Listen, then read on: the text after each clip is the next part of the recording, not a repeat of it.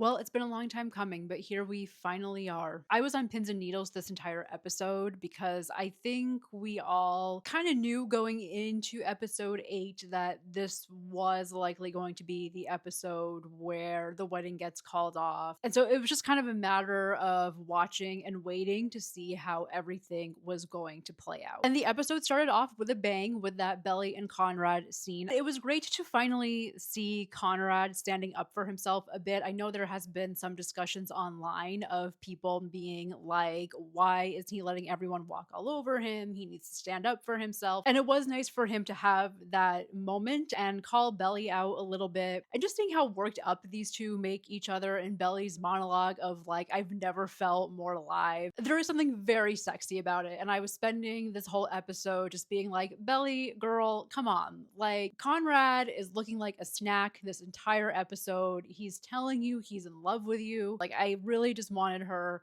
to grab him, make out with him, and then have them leave together into the sunset. I think my other favorite scene from this episode was definitely the one with Conrad and Laurel. It was just very sweet and how she was being very motherly towards him. So Steven and Denise definitely not happening. I was a little surprised at just how quickly they nipped that in the bud. It looks like him and Taylor are going to be endgame, which, you know, I'm cool with. Honestly, I feel like Taylor and Steven were the MVPs of this episode in terms of just kind of being the sane ones and just calling people out when they needed to be called out. Thank you, Taylor, for finally telling Belly everything that we in the fandom have been thinking this entire season. I did feel bad for Jeremiah during this episode. Did not like a lot of his behavior this season, not condoning the bad choices that he made. However, I feel like this episode did do a good job of letting us understand where he was coming from, right? The whole like revelation with Belly and Conrad at Christmas. You could really see that this is someone that is still dealing with the grief of losing their mom, has had to grow up in this environment in which their father has always pitted the two brothers against each other,